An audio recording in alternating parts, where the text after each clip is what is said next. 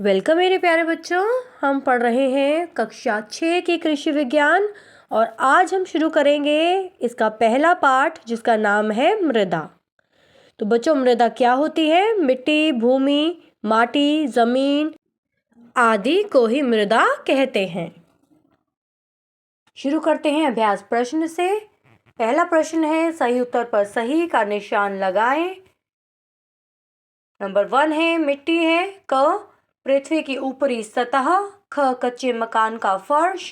ग नदी का निचला भाग या घ कुएं का फर्श। तो बच्चों, मिट्टी क्या होती है ये सभी जानते हैं। पृथ्वी की ऊपरी सतह को मिट्टी कहते हैं, इसलिए क ऑप्शन सही है।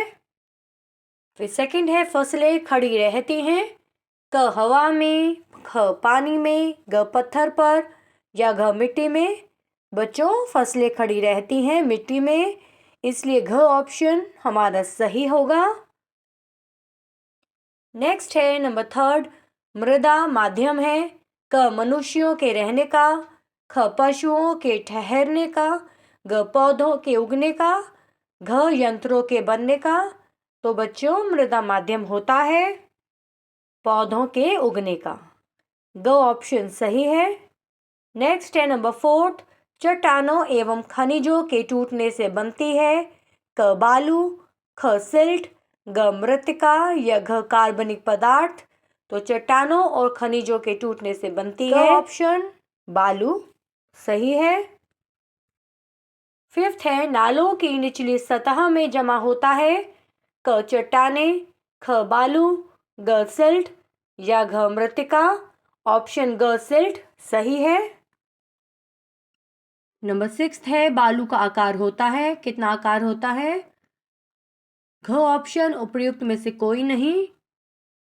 बच्चों, ऊपर जो ऑप्शंस दिए गए हैं उनमें से कोई भी ऑप्शन करेक्ट नहीं है, क्योंकि बालू का जो आकार होता है वह 2 मिलीमीटर से लेकर 0.2 मिलीमीटर रहता है।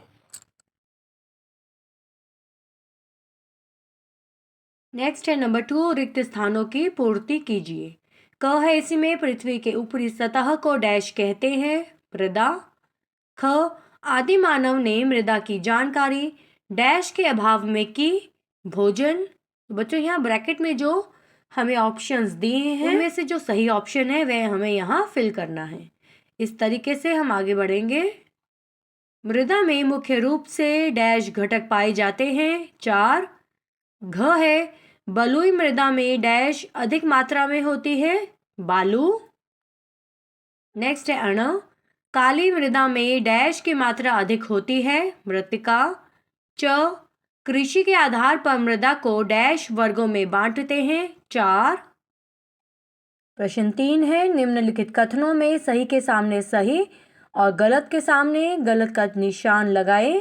तो बच्चों, यहाँ सही और गलत हमें बताने हैं। क देखेंगे, पशु अपना भोजन प्रायः पेड़ पौधों से लेता है। ये तो बिल्कुल सही है। ख दोमट मृदा कृषि के लिए सर्वोत्तम नहीं होती है। ये गलत है। नेक्स्ट है ग, चिकनी मृदा के सूखने पर दरारें नहीं पड़ती हैं। ये भी गलत है। घ रेतीली मृदा अधिक उपजाऊ होती है। ये गलत है। अण है, उबड़ खाबड़ मृदा कृषि के अयोग्य होती है। ये सही है। चलते हैं प्रश्न 4 की तरफ। निम्नलिखित में स्तंभ क को स्तंभ ख से सुमेल कीजिए। आंसर देखेंगे इसका नेक्स्ट पेज पर। तो बच्चों, यहाँ 2 कॉलम्स हैं, स्तंभ क और स्तंभ ख। इसको मिलान करके ही लिखा हुआ है। सबसे पहले आता है मृदा घटक। इसका मिलान हुआ है स्तंभ ख में खनिज पदार्थ से। इस प्रकार से हमने मिलान करके यहाँ ऑलरेडी ऐसे कॉलम बना दिया है। कणों के आधार पर मृदा वर्गीकरण बलुई दोमट। कृषि के आधार पर मृदा वर्गीकरण अधिक उपजाऊ। पेड़ पौधे अपना भोजन लेते हैं मृदा से। मृत्तिका कण 0.002 मिलीमीटर। फिर है गाद, सिल्ट। अब है प्रश्न उत्तर। प्रश्न नंबर 5 है, इसमें क पाठ है। मृदा की परिभाषा लिखिए। मृदा की क्या परिभाषा होती है, डेफिनेशन हमें लिखनी है। आंसर देखेंगे, पृथ्वी के सबसे ऊपरी भाग को जिस पर हम सभी लोग रहते हैं मिट्टी, भूमि, माटी, जमीन या मृदा कहते हैं। ख पाठ है, मृदा में पाए जाने वाले घटक एवं उनकी प्रतिशत मात्रा लिखिए। आंसर देखेंगे। मृदा में पाए जाने वाले घटक तथा उनकी प्रतिशत मात्रा इस प्रकार से है। चलिए देखते हैं। मृदा में मुख्य रूप से 4 घटक विभिन्न मात्रा में पाए जाते हैं। पहला घटक है मृदा खनिज 45%। नंबर 2 है जैविक पदार्थ 5%। नंबर 3 है मृदा जल 25%। और नंबर 4 है मृदा वायु, ये भी 25%।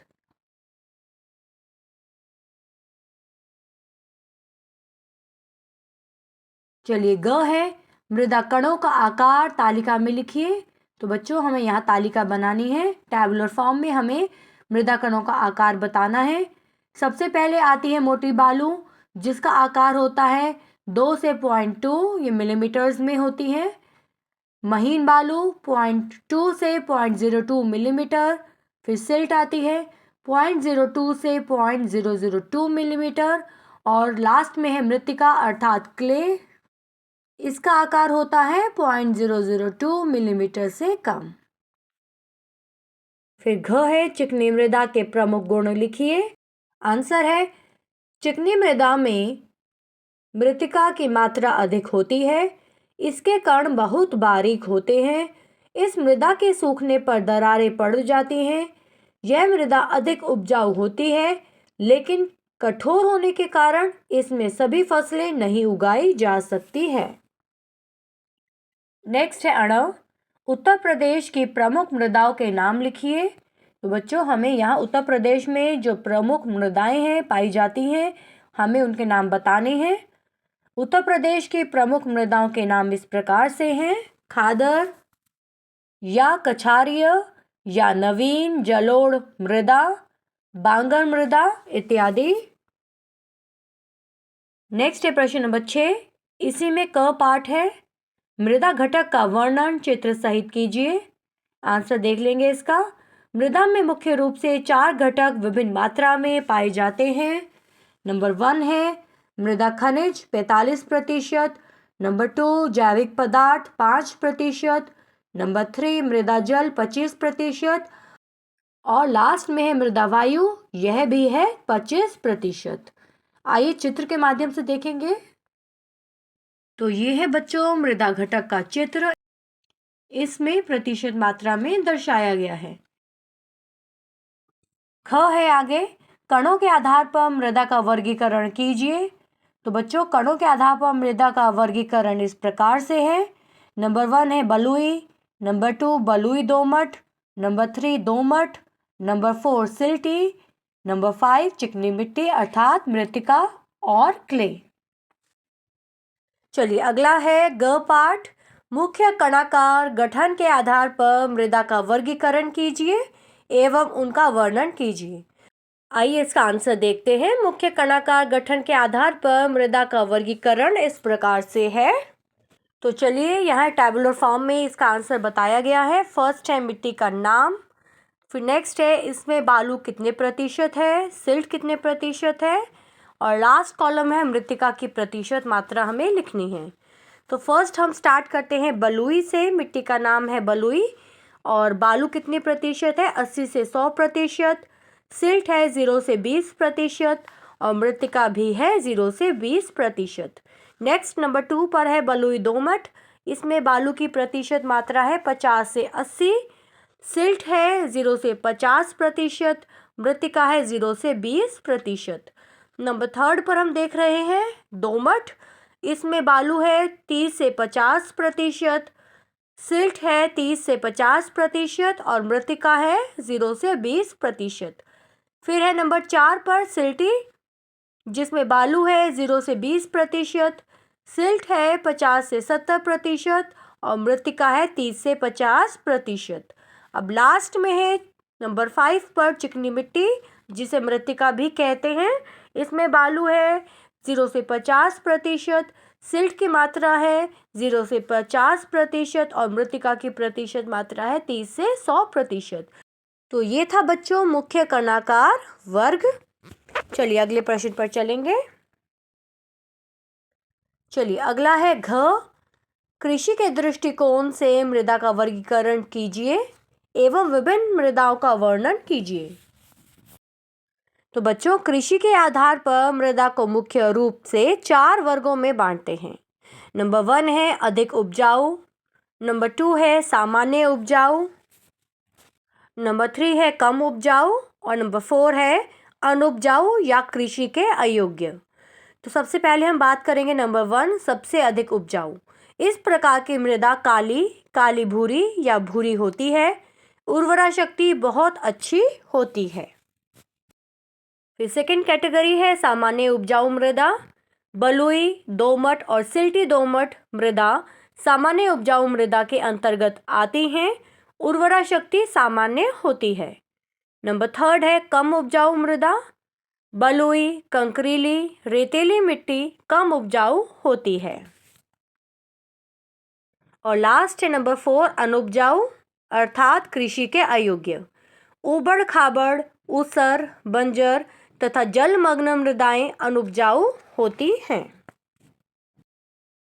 चलिए अगला प्रश्न है प्रश्न नंबर 7, मृदा में रंध्रावकाश की जानकारी कैसे प्राप्त करेंगे, लिखिए।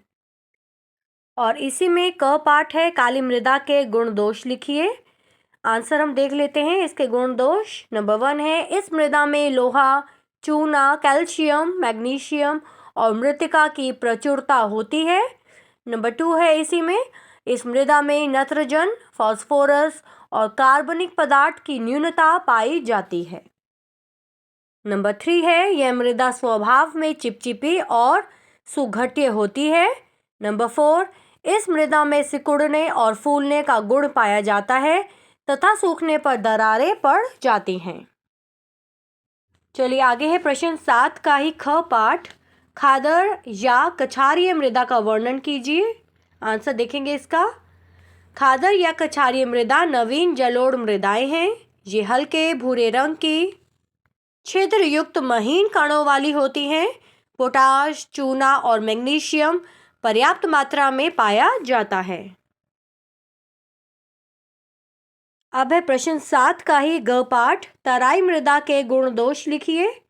आंसर देखेंगे। तराई मृदा में कंकड़, पत्थर तथा बालू की अधिकता होती है। मृदाएं उथली और इनकी जल धारण क्षमता कम होती है। गन्ना, धान इन मृदा क्षेत्रों की प्रमुख फसलें हैं। तो ये था बच्चों लास्ट प्रश्न पार्ट नंबर 1 का। इसी के साथ कृषि विज्ञान कक्षा 6 का पार्ट नंबर 1 कंप्लीट होता है। मिलते हैं एक नई वीडियो के साथ। वीडियो पसंद आई हो तो लाइक, शेयर और सब्सक्राइब ज़रूर करें। थैंक यू बच्चों।